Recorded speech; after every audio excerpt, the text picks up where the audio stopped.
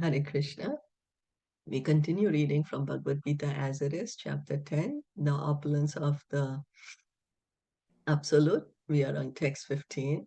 Swayam evat manatmanam Swayam evatma na natmam manam vetatvam purushottama vetadvam Purushottamam bhuta bhavana bhutesha tabhav Bhuta Bhavana Bhutesha deva deva jagatpate.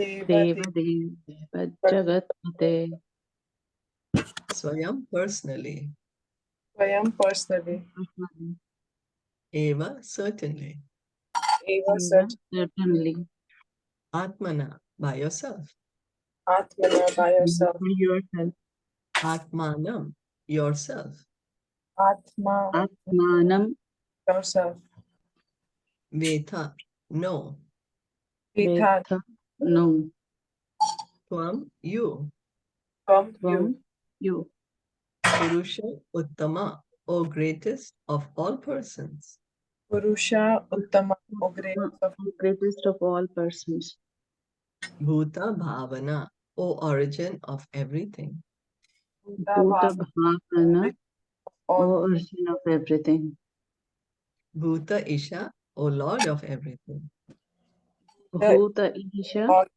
O Lord of everything deva deva, O lord of all demigods, deva Deva deva Deva O Lord of all Lord of all demigods jagatpate, O lord of the entire universe. Jagatpate O Lord Lord of of entire universe. course Translation and purport by His Divine Grace, A.C. Bhaktivedanta Swami Srila Prabhupada. Indeed, you alone know yourself by your own internal potency, O Supreme Person, origin of all, Lord of all beings, God of gods, Lord of the universe. Arjuna, now he's understood Krishna's position, and so he's glorifying Krishna's position. The Supreme Lord Krishna can be known by persons who are in a relationship with him through the discharge of devotional service, like Arjuna and his followers. So, how can we know the absolute truth? We can know the absolute truth only by engaging in devotional service. Krishna says, I can be known only by devotional service. He says that in the 18th chapter. Bhaktya mam abhijanati. So Arjuna is a devotee of Krishna. He's engaging in devotional service. When we hear about Krishna or hear from Krishna in the disciplic succession, then we can understand Krishna.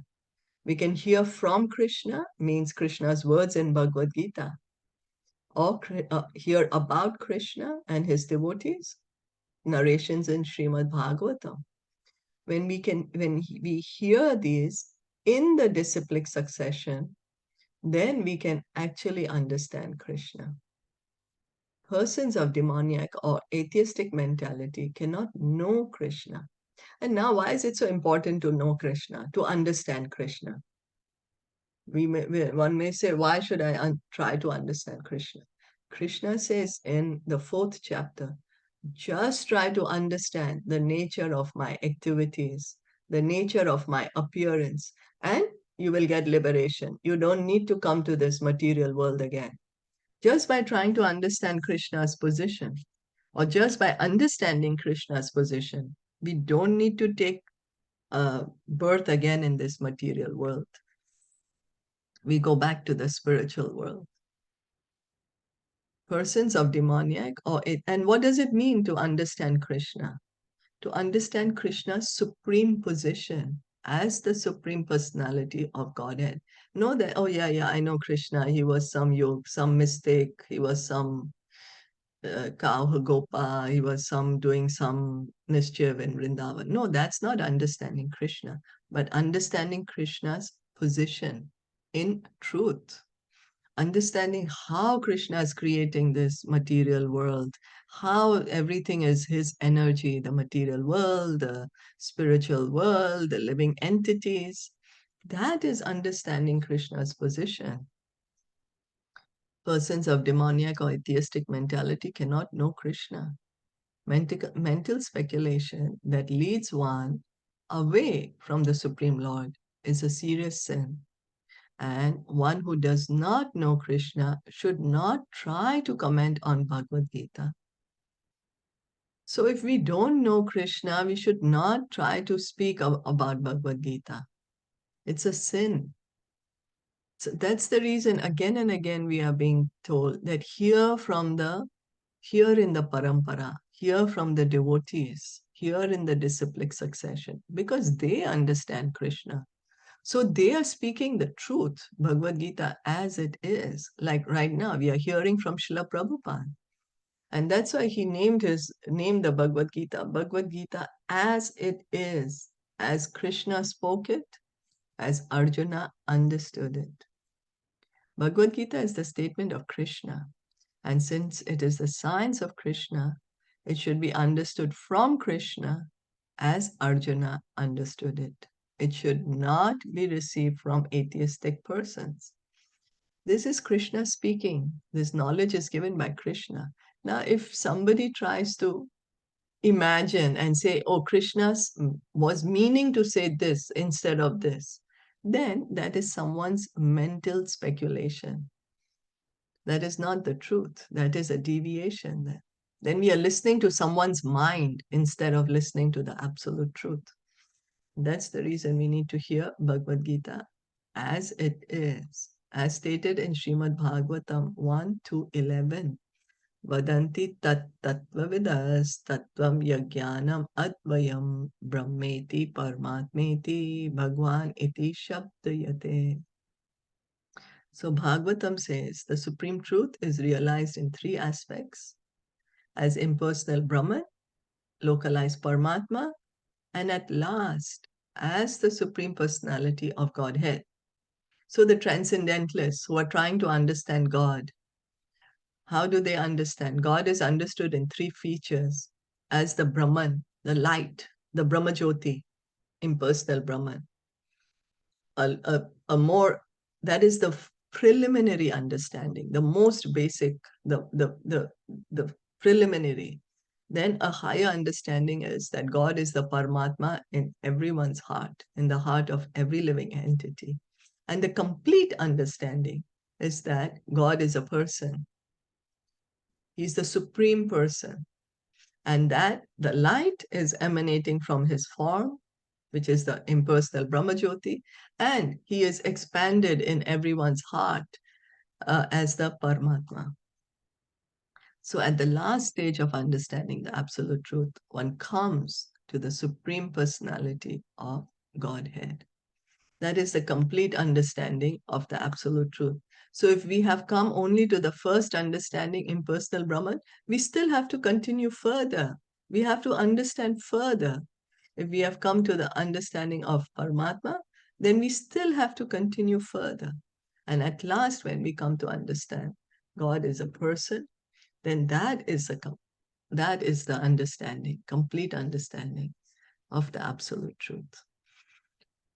And then begins, oh, he's a person. I have an eternal loving relationship with him. I engage in devotional service. That is the beginning of pure devotional service. A common man or even a liberated man who has realized impersonal Brahman or localized Paramatma may not understand God's personality. Such men, therefore, may endeavor to understand the Supreme Person from the verses of Bhagavad Gita, which are being spoken by this person, Krishna. So we have to understand, Krishna is speaking the Bhagavad Gita. So he's a person. He's the Supreme Person. He's God. Otherwise, how is he speaking? He's standing in front of Arjuna. His form is transcendental. He's not material. The form that Arjuna is seeing is a transcendental form, not a material form. The knowledge of Bhagavad Gita is transcendental knowledge, is not material knowledge. Sometimes the impersonalists accept Krishna as Bhagwan or they accept his authority. Yet, many liberated persons cannot understand Krishna as Purushottam, the Supreme Person. So sometimes people may say, yes, yes, Krishna is God. But yet, what we have to understand that Krishna is the Supreme Person. He's not like the other Jivatmas. He's not like the other souls. Like we are the ordinary souls. We are not Krishna. We are not God. We are not Bhagwan. Only Krishna is Bhagwan. We are living entities, the jivas. We have a loving relationship with Krishna. We are part and parcel of Krishna. Therefore, Arjuna addresses him as Purushottam. He's the supreme among all living entities. Yet one may still not understand that Krishna is the father of all living entities. Therefore, Arjuna addresses him as Bhuta Bhavana. So Arjuna is in so many words, he's stressing the super excellent position of Krishna. Arjuna is saying Krishna is Purushottam. He's the best, he's the supreme person, the best of all the persons. And then we may not understand that Krishna is the father of all living entities, and that's why Arjuna is addressing him as Bhuta Bhavana, that he's the father of all the living entities. And if one can come to know him as the father of living entities, one may still not know him as the supreme controller. Therefore, he is addressed here as Bhutesha, the supreme controller of everyone. So Krishna is the supreme controller of everyone. And that's the reason Arjuna is calling him Purushottam, then Bhuta Bhavana, father of all the living entities, then Bhutesha, the supreme controller of everyone. And even if one knows Krishna as the supreme controller of all living entities, one may not know that he is the origin of all the demigods. Therefore, he is addressed herein as Deva Deva, the worshipful God of all demigods. So then one may say, one may not understand Krishna's position as the origin of demigods, as the creator of demigods. That's the reason he's called Deva Deva, that all the demigods are coming from Krishna, that all the demigods are worshipping Krishna. He's the worshipful God of all demigods. And even if one knows him as the worshipful God of all demigods, one may not know that he's the supreme proprietor of everything. Therefore, he's addressed as Jagatpati, that everything belongs to Krishna. Thus, the truth about Krishna is established in this verse by the realization of Arjuna, and we should follow in the footsteps of Arjuna to understand Krishna as he is. So Arjuna has understood Krishna's position, and we need to understand understand Krishna same as Arjuna has understood Krishna, that Krishna is Purushottam, that he is Bhuta Bhavana, that he is Bhuta Isha, that he is Deva Deva, that he is Jagatpate. This is the correct way to understand Bhagavad Gita, to understand Krishna's supermost excellent position. Are there any questions or comments?